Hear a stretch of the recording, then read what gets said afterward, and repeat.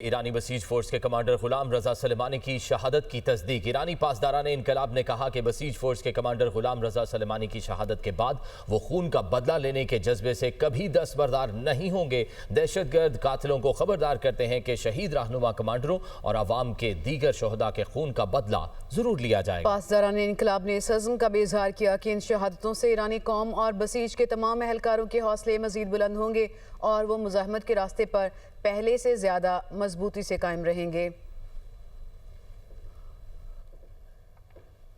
عراقی دارالحکومت بغداد میں امریکی سفارت خانے پر ڈرون حملہ کیا گیا۔ عرب میڈیا کے مطابق دفاعی نظام کی جانب سے ڈرون طیارے کو روکنے کے لیے کارروائی کی گئی۔ ڈرون طیارہ امریکی سفارت خانے کے احاطے میں جا گرا۔ فرانسیسی صدر کا یہ کہنا ہے کہ فرانس کبھی ابنائے ہرموز کھلوانے کے آپریشن میں حصہ نہیں لے گا۔ انہوں نے کہا کہ ہم اس تنازع کے فریق نہیں ہیں، موجودہ صورتحال میں ہرموز کھولنے کے کسی آپریشن میں حصہ نہیں لیں گے۔ فرانس اتحاد کی تیاری پر کام کر رہا ہے جو کشیدگی ختم ہونے کے بعد آزادانہ جہاز رانی کی ضمانت فراہم کرے۔ مشرق وسطی میں جنگ کے بھیانک اثرات، جون تک 4.5 کروڑ افراد کا شدید بھوک کا شکار ہونے کا خدشہ ہے۔ ورلڈ فوڈ پروگرام نے خبردار کیا ہے کہ عالمی ادارے کی ڈیپٹی ایگزیکٹو ڈائریکٹر کا کہنا ہے کہ خوراک، تیل اور شپنگ کے اخراجات میں اضافے کے باعث کروڑوں افراد شدید غذائی قلت کا شکار ہو سکتے ہیں۔ ایران اور اسرائیل کے درمیان جنگ، ایران میں مقیم پاکستانیوں کی وطن واپسی کا سلسلہ جاری ہے۔ حکام کے مطابق ایران سے تافتان بارڈر کے ذریعے مزید 44 افراد وطن واپس پہنچے ہیں۔ تافتان بارڈر کے ذریعے اب تک مجموعی طور پر 3784 افراد واپس آ چکے ہیں اور جو دوسرے بارڈر کے ذریعے 193 افراد وطن واپس پہنچ چکے ہیں اور بارڈرز کے ذریعے اب تک مجموعی طور پر 5852 افراد وطن واپس پہنچے ہیں۔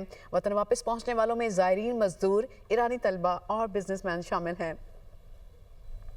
نائب وزیر اعظم اسحاق ڈار سے ایرانی سفیر رضا امیر مقدم کی ملاقات ہوئی ہے۔ ایرانی سفیر نے مشکل وقت میں پاکستانی عوام کی اخلاقی حمایت پر شکریہ ادا کیا۔ اسحاق ڈار نے تنازع میں قیمتی جانوں کے ضیاع پر افسوس اور تعزیت کا اظہار کیا۔ خطے میں جلد امن اور مسائل کے حل کے لیے نیک خواہشات کا بھی اظہار کیا گیا۔ انہوں نے کہا مستقل امن اور استحکام کے لیے مکالمہ اور سفارتکاری ہی واحد راستہ ہے۔ افغان طالبان رجیم کا پاکستان کے خلاف گمراہ کن اور من گھڑت پروپیگنڈا بے نقاب ہو گیا ہے۔ عالمی اور افغان میڈیا نے کابل ہاسپٹل حملے میں 400 افراد کی ہلاکت کے جھوٹے دعووں کی قلعی کھول دی ہے۔ دہشت گردوں کے ٹھکانوں کی تباہی کے بعد افغان طالبان ہزیمت چھپانے کے لیے جھوٹ کا سہارا لینے لگے ہیں۔ افغان میڈیا کے مطابق پاک افواج کی جانب سے فضائی حملے کے دوران ہلاکتوں اور بڑی تباہی کے نشانات نہیں ملے ہیں۔ افغان طالبان حکام نے دعویٰ کیا کہ حملہ کابل کے ایک بحالی مرکز پر ہوا۔ دعوے کے حق میں کوئی ثبوت نہیں ملا۔ بحالی مرکز کے قریب لگی آگ معمولی نوعیت کی تھی جو ممکنہ طور پر قریبی طالبان فوجی کیمپ پر حملے کے باعث لگی۔ اقوام متحدہ نے بھی افغان طالبان کے 400 افراد کی ہلاکت کے جھوٹے دعوے کی تصدیق نہیں کی ہے۔ عالمی ماہرین کا کہنا ہے کہ طالبان رجیم کے دعووں اور زمینی حقائق میں واضح فرق گمراہ کن پروپیگنڈا کی عکاسی کرتا ہے۔ حکومت پاکستان نے کابل میں افغان اسپتال پر حملے کا پروپیگنڈا جھوٹ قرار دے دیا۔ وفاقی وزیر اطلاعات و نشریات عطا تارڑ کا کہنا ہے کہ افغانستان کے الزامات بے بنیاد ہیں۔ پاک فوج نے آپریشن غضب للحق کے تحت کابل اور ننگرہار میں فوجی تنصیبات کو کامیابی سے نشانہ بنایا۔ یہ رپورٹ دیکھیے۔ اسپتال سے کئی کلومیٹر دور دہشت گرد ٹھکانے کو نشانہ بنایا۔ حکومت پاکستان نے کابل میں افغان اسپتال پر حملے کا پروپیگنڈا جھوٹ قرار دے دیا۔ وزارت اطلاعات و نشریات نے ایک بیان میں پاکستانی فوج کی جانب سے افغانستان میں امید اسپتال کو نشانہ بنانے کی خبروں کی تردید کر دی اور کہا ہے کہ امید اسپتال کثیر المنزلہ عمارت ہے جبکہ نشانہ بننے والا مقام فوجی و عسکری ڈھانچہ تھا۔ بیان میں کہا گیا ہے کہ حقیقت میں حملہ کیمپ فینکس پر ہوا جو ہسپتال سے کئی کلومیٹر دور ہے۔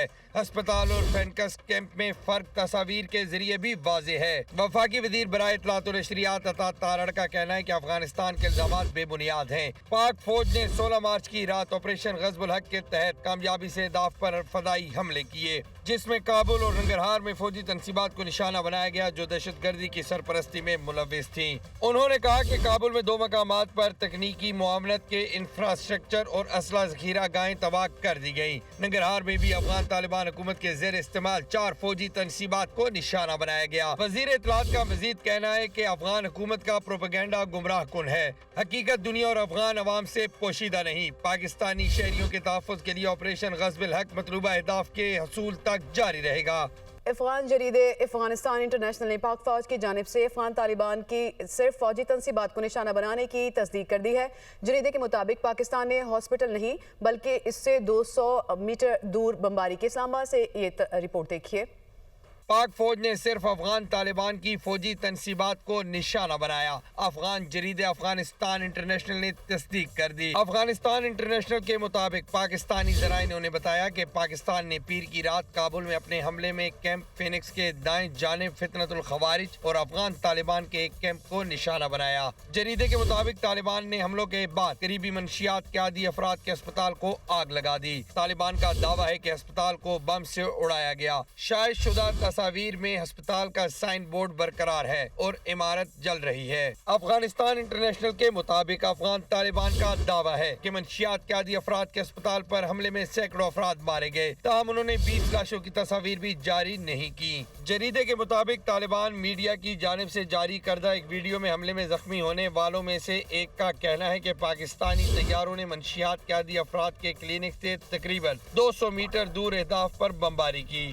خطے کی صورتحال کے پیش نظر ایندھن کی بچت اور کفایت کے اقدامات، وزیر اعظم نے تمام متعلقہ اداروں کو حالات کی بہتری تک ہنگامی اقدامات کے لیے تیار رہنے کی ہدایت کر دی۔ تفصیلات کے لیے یہ رپورٹ دیکھیے۔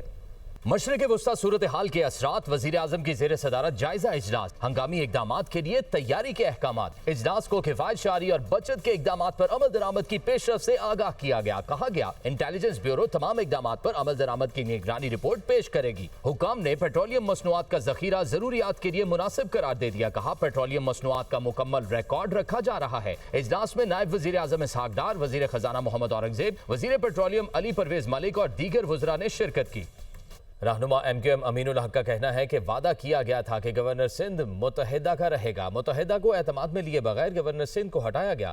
گورنر لگانا اور ہٹانا وزیر اعظم کی ذمہ داری ہے۔ کوشش ہوگی کہ آئندہ بھی governor M Q M Pakistan کا ہو۔ 18 مارچ کو اپنا یوم تاسیس منائیں گے۔ کرپشن، نااہلی اور بے حسی پیپلز پارٹی کی پہچان بن چکی ہے۔ شارع بھٹو بھی تاحال مکمل نہیں ہوئی ہے۔ دن سے جب گورنر صاحب کو ہٹانے کی بات کی کہ 2-3 چیزیں رکھی۔ کیا رکھی کہ ایم کیو ایم کو اعتماد میں لیے بغیر یہ فیصلہ کیا گیا۔ گورنر لگانا اور گورنر نکالنا میرا خیال ہے وزیر اعظم کی ذمہ داری ہے۔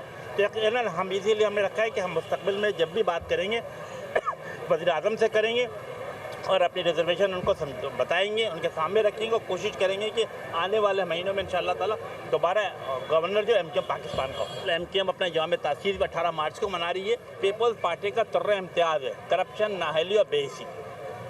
لیکن اب کراچی کے عوام، شہری سندھ کے عوام اس چیز کو سمجھتے ہیں اور انہی لوگوں کے ساتھ کھڑے ہوں گے جو اپنے عوام کے ساتھ کھڑی ہے۔ شارع بھٹو بڑا نام شہرا ملیر ایکسپریس وے بننے جا رہا ہے۔ پچھلے 3 سال سے میرا خیال ہے کہ ڈیٹ پہ ڈیٹ بڑھتی چلی جا رہی، لیکن کہیں اوپننگ سیریمنی ہوتی نظر نہیں آتی۔ پنجاب حکومت نے وی آئی پیز کے لیے نئی گاڑیوں کی خریداری کی منظوری دے دی ہے۔ تفصیلات رپورٹ کریں گے حسن رضا۔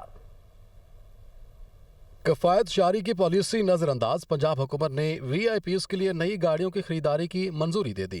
52 کروڑ 35 لاکھ روپے مالیت کی نئی گاڑیاں خریدی جائیں گی۔ دستاویز کے مطابق پنجاب حکومت نے 20 ٹویوٹا فارچونر اور 12 ہائیلکس گاڑیاں خریدنے کی منظوری دی ہے۔ 20 ٹویوٹا فارچونر گاڑیوں کی مالیت 37 کروڑ 27 لاکھ روپے ہے۔ سیکیورٹی اور پروٹوکول کے لیے 12 ہائیلکس ڈالے 11 کروڑ 26 لاکھ روپے میں خریدے جائیں گے۔ گاڑیوں میں سیکیورٹی کے خصوصی انتظامات کے لیے بھی بجٹ منظور کیا گیا ہے۔ گاڑیاں نائٹ ویژن، تھرمل کیمروں اور جدید سیکیورٹی آلات سے لیس ہوں گی۔ محکمہ خزانہ نے فارچونر گاڑیوں کو لگژری قرار دے کر اعتراض بھی اٹھایا تھا، تاہم وزیر اعلیٰ پنجاب نے ٹرانسپورٹ ونگ کی سفارشات پر حتمی منظوری دے دی۔ موٹر ٹرانسپورٹ ونگ کے ذریعے گاڑیوں کی خریداری اور استعمال ہوگا۔